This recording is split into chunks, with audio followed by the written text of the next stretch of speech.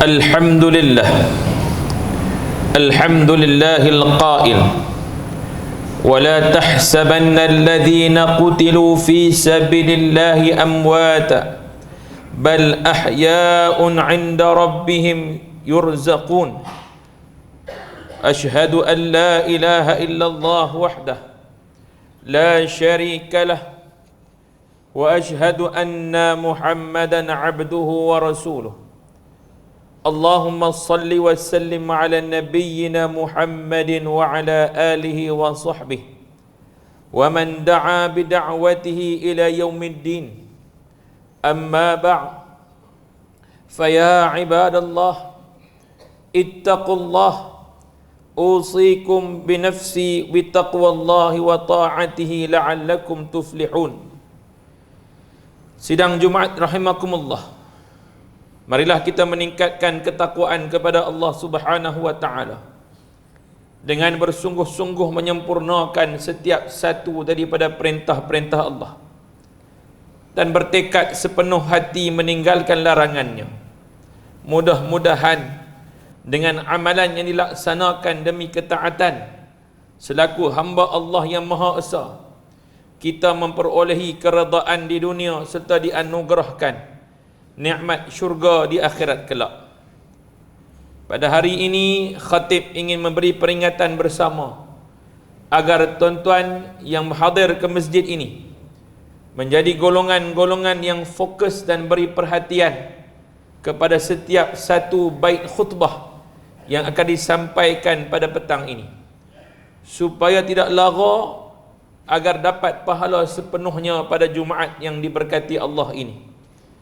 Kita berkumpul pada hari Jumaat yang diberkati ini untuk hari ini kita membincangkan satu isu yang besar, isu sejarah ummah, tetapi dia juga masih menimbulkan kebimbangan dan kesedihan dalam hati kita pada minggu ini. Sedih yang terlampau sehingga kan kita merasakan seolah-olah kita sedang diinjak-injak, kita sedang dihina, maruah kita sedang diperkotak-katikkan. Maka khutbah kita pada hari ini akan mengangkat tajuk berkaitan dengan Palestin, jantung ummah. Sidang jemaah dirahmati Allah sekalian, Palestin kembali bermandi darah. Buat sekian kalinya, bukan sekali, bukan dua kali, tapi dah berkali-kali Palestin bermandian darah. Ketika khutbah ini ditulis, khutbah ini yang saya bacakan pada hari ini, angka umat Islam yang terbunuh telah meningkat sebanyak 2,808 orang, manakala 10,859 orang cedera dan serangan udara rejim Zionis terhadap Israel di Gaza tak pernah berhenti sehingga ke hari ini. Dan yang terbaru, sehingga akan dia melanggar peraturan antarabangsa berkaitan dengan peperangan, bom hospital Al-Ahli, hospital yang dimiliki oleh Kristian, yang memberi tumpang, memberi tempat untuk diberikan teduhan kepada orang-orang yang sakit, orang yang cedera. Maka di situ juga dibom dan akhirnya menumbang 500 orang lebih. Maka hanya Allah Subhanahu wa taala sahaja yang maha mengetahui bilakah konflik ini akan berakhir dan bilakah umat Palestin dan umat Islam akan diberikan kemenangan. Muslimin dirahmati Allah sekalian, Palestin merupakan tempat yang sungguh istimewa di hati umat Islam. Sesiapa yang tidak merasakan keistimewaan bumi ini, sudah pastinya ia merupakan sesuatu kejahilan untuk kita yang mungkin kita perlu tambah info, perlu tambah lagi tentang maklumat berkaitan dengan bumi yang dimiliki oleh umat Islam. Bukan pemilikan Palestin, bukan pemilikan kepada orang Arab sahaja, tapi dia dimiliki oleh orang Islam. Dia tempat orang Islam. Seluruh orang Islam memiliki Al-Quds, tempat yang dimiliki, yang diletakkan oleh Allah Subhanahu wa taala sebagai wakaf kepada ummah. Sidang jemaah dirahmati Allah sekalian, tempat lahirnya para nabi dan rasul, tempat beradanya sebuah masjid yang mulia di sisi Allah, iaitulah Masjidil Aqsa, masjid di mana berlakunya peristiwa agung, peristiwa Isra wal Mi'raj. dan dirakamkan dalam suratul Isra, subhanalladzi asra bi'abdihi lailan minal masjidil haram ilal masjidil aqsa alladzi barakna haulah linuriyahu min ayatina innahu huwas samiul basir. Maha suci Allah yang telah menjalankan hambanya Muhammad pada suatu malam dari Masjidil Aqsa, dari Masjidil Haram di Mekah ke Masjidil Aqsa di Palestin, yang telah pun kami berkati di kelilingnya, agar kami perlihatkan kepadanya sebahagian daripada tanda-tanda kekuasaan dan kebesaran kami. Sesungguhnya dialah yang maha pendengar lagi maha melihat. Sidang jemaah sekalian, bumi Palestin pernah dibuka, bumi Baitul Maqdis pernah dibuka oleh Salahuddin Al-Ayyubi. Selepas pembukaannya dibuat oleh Sayyidina Umar bin Al-Khattab radhiyallahu anhu. Kemudiannya selang berpuluh dan ratusan tahun dibuka semula oleh Salahuddin Al-Ayyubi, meneruskan perjuangan gurunya yang bernama Syekh Nuruddin bin Mahmud Az-Zinki. Ketika mana Syekh Nuruddin menyatakan, wahai Salahuddin, kamu teruskan perjuangan aku, kerana kesyahidan Syekh Nuruddin Mahmud Az-Zinki. Sebelum syahidnya beliau telah mewasiatkan kepada Salahuddin agar meneruskan perjuangan untuk membuka kembali kota Baitul Maqdis ini. Akhirnya wasiat ini diterima oleh Salahuddin. Sebelum dia pergi untuk berjuang, setiap hari Salahuddin di sisi pinggangnya terletaknya satu bungkusan, yang dalam bungkusan itu terletaknya tanah dan batu daripada bumi Palestin ini. Bila ditanya kepada Salahuddin, kenapa dibawa begitu? Jawapan Salahuddin Al-Ayyubi ialah, kerana aku memegang satu tanah yang barakna haulahu, yang tanahnya itu diberkati di kelilingnya. Maka aku bawa tanah ini, dan setiap kali dia membuka tanah ini, setiap hari buka tanah dan pegang tanah ini, dia menangis dengan terasa-asa, Al-Qudsu lana, ini Quds kami, wa ardu lana, inilah tanah kami. Maka Salahuddin dengan semangat itulah beliau telah membuka kembali kota ini, dan akhirnya umat Islam bertapak di bumi ini dengan begitu lama, dan akhirnya tumpas kepada kerajaan salib.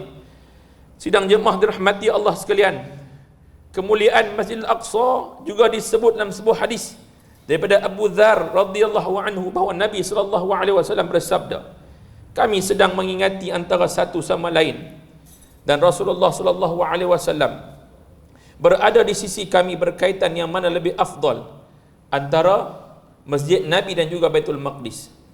Maka Rasulullah bersabda, solat di masjidku ini lebih afdal daripada 4 kali solat di Baitul Maqdis. Alangkah nikmatnya orang yang diberikan solat. Sesungguhnya kata Nabi, akan tiba satu masa seseorang itu memiliki tanah seukuran tali kuda, sehingga dia mampu melihat Baitul Maqdis. Hal itu adalah lebih baik baginya daripada dunia keseluruhannya, atau lebih baik daripada dunia dan seisinya. Sidang jemaah dirahmati Allah sekalian, kemuliaan bumi Palestin kini telah tercemar. Maruah umat Islam tercemar. Maruah orang-orang Arab khususnya tercemar. Sejak penubuhan negara Islam, negara Israel pada 15 Mei 1948, yang hasil daripada idea seorang berbangsa Yahudi Zionis yang bernama Theodor Herzl, seorang pemimpin gerakan Zionis antarabangsa yang inginkan sebuah negara untuk bangsa Yahudi. Keamanan yang dikecapi oleh umat Islam di Palestin telah dirampas dengan kejam. Lihat sahaja apa yang berlaku di perkampungan Dir, Yasin, Baitul Maqdis. Seramai 245 orang penduduk telah dibunuh tanpa perasaan belas kasihan. Mangsa disembelih, dipotong anggota badan mereka serta dirogol. Ini pernah berlaku dalam sejarah Palestin, yang hari ini umat Islam lupa. Umat Islam lupa selepas mana gencatan senjata, setiap kali berlaku gencatan senjata, kemudian berhenti saat perang, kita lupa balik.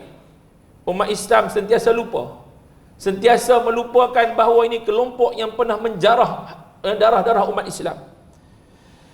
Mangsa-mangsa disembelih, Israel telah berjaya mengusir penduduk Palestin di Baitul Maqdis dan menguasai lebih 80% kawasan terbabit pada waktu tersebut.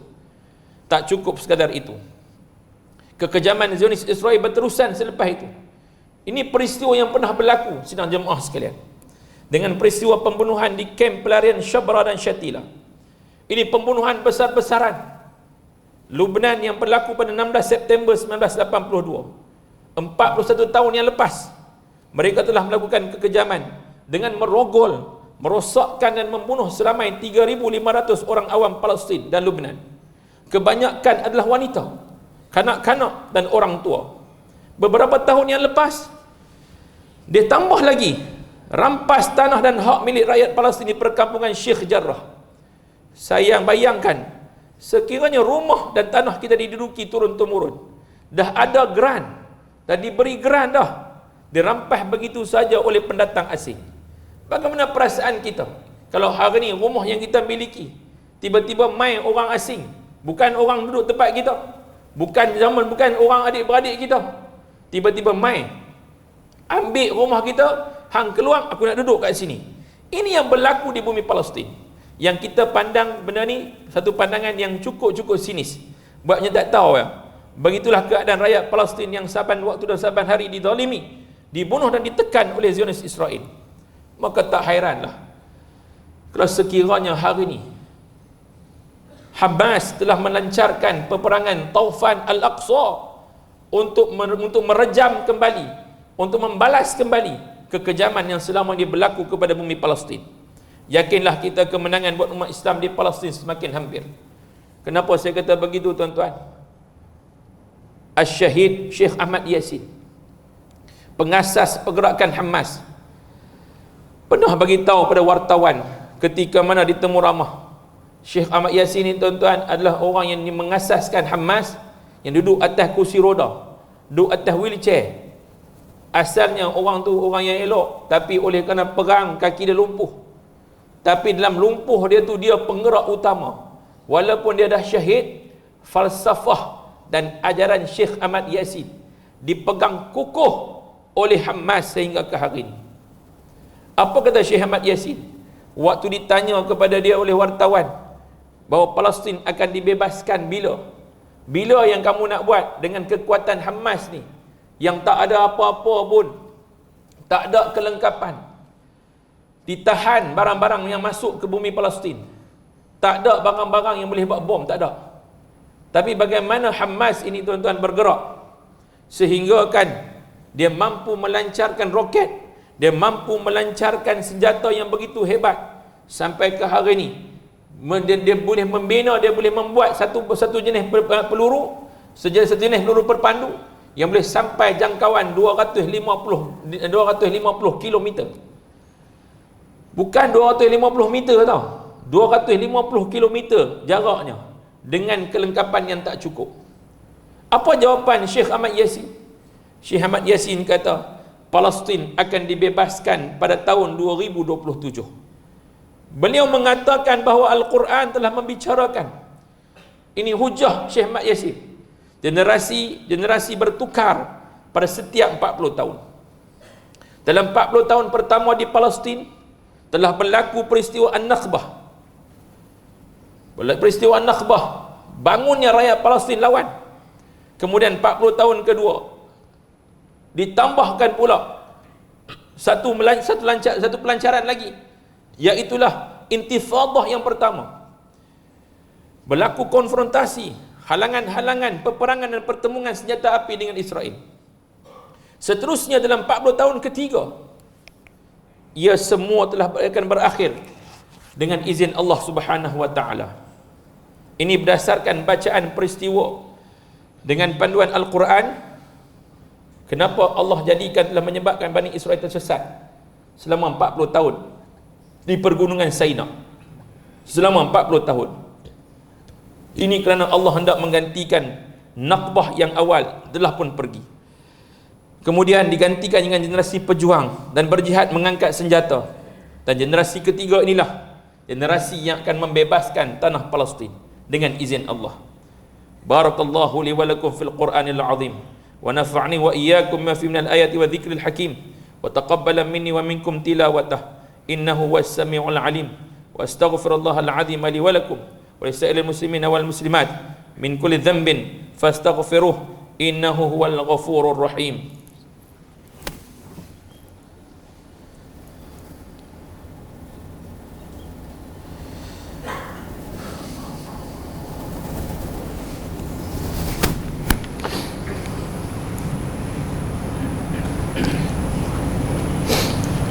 Alhamdulillah Alhamdulillahi ala alaihi wa ihsanihi wa syukru lahu ala taufiqihi wa imtinanihi wa ashhadu an la ilaha illallah wahdahu la syarika lah ta'ziman li sya'nihi wa ashhadu anna Muhammadan abduhu wa rasuluhu da'iyan ila ridwanihi sallallahu wasallam ala sayyidina Muhammadin wa ala alihi wa sahbihi adada khalqihi wa rida nafsihi wa zinata arshihi wa midada kalimatihi.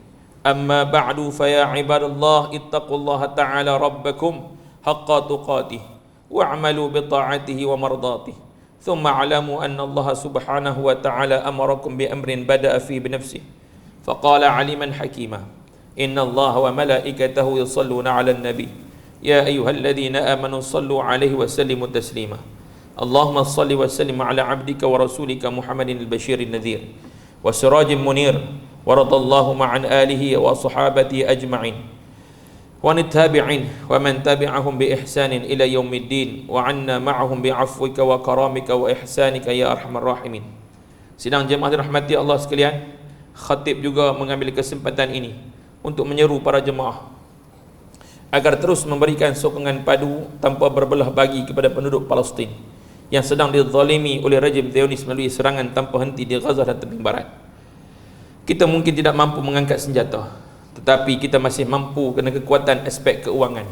Infaklah sebahagian rezeki untuk membantu mereka yang ketika ini berada dalam keadaan yang paling susah dan menyedihkan.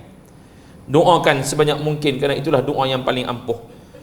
Semoga Allah menganugerahkan kejayaan, keselamatan dan kesejahteraan buat seluruh umat Islam serta rakyat Palestin khasnya di bumi Palestin. Allahumma a'izzal Islam wal muslimin, Allahumma adla syirka wal musyrikin, Allahumma ansur ikhwanana al-muslimina wal mujahidin wal mustad'afin fi Palestin wa fi kulli makan wa fi kulli zaman. Ya Allah, muliakanlah Islam dan orang Islam. Ya Allah, hinakanlah syirik dan musyrikin. Ya Allah, berilah pertolongan kepada saudara-saudara kami yang muslim, para mujahidin dan golongan-golongan yang lemah di Palestin dan juga di semua tempat dan setiap ketika. Allahumma ghfir lil muslimina wal muslimat wal mu'minina wal mu'minat al ahya'i minhum wal amwat innaka sami'un qaribun mujibud da'wat. Allahumma amina fi awtanina wa aslih wahfaz a'immatana wa ulama'ana wa wudhara'ana wa ulata umurina. Allahumma wafiqhum lima fihi 'izzu dinik wa nasru syari'atik. Allahumma ij'alhum hudatan muhtadin salihin muslihin wa ashmalillahumma bi'inayatika wa tawfiqika ala sahibil jalalah. Ke bawah duli yang maha mulia Seri Paduka Baginda ini Pertuan Agung Sultan Abdullah Riayatuddin Al-Mustafa Billah Shah Ibni Almarhum Sultan Haji Ahmad Shah Al-Musta'an Billah, dan ke bawah duli yang maha mulia Seri Paduka Baginda Raja Permaisuri Agung Tunku Adidah Aminah Maimunah Iskandariyah binti Almarhum Al-Mutawakkil ala Allah Sultan Iskandar Al-Haj, wa kadzalika sahibil faqamah Tuan Yang Terutama Tuan Datuk Seri Utama Ahmad Fuzi bin Haji Abdul Razak. Ini Pertuan Negeri Pulau Pinang. Allahumma adfa'na al-bala wal waba wal ghala wal riya wal riba wa zina wa zalazil wal mihan wa su'al fitan ma dhahara minha wa ma batan an baladina hadha khassah wa an sa'iri biladil muslimina 'ammatan ya rabbal alamin. Rabbana atina fid dunya hasanah wa fil akhirati hasanatan wa qina 'adzaban nar. Ibadallah, innallaha ya'muru bil 'adli wal ihsan wa ita'i dzil qurba wa yanha 'anil fahsya'i wal munkar wal baghi يعظكم لعلكم تذكرون فاذكروا الله الجليل يذكركم واشكروه على نعمه يزدكم ولذكر الله أكبر والله يعلم ما تصنعون. أقيموا الصلاة.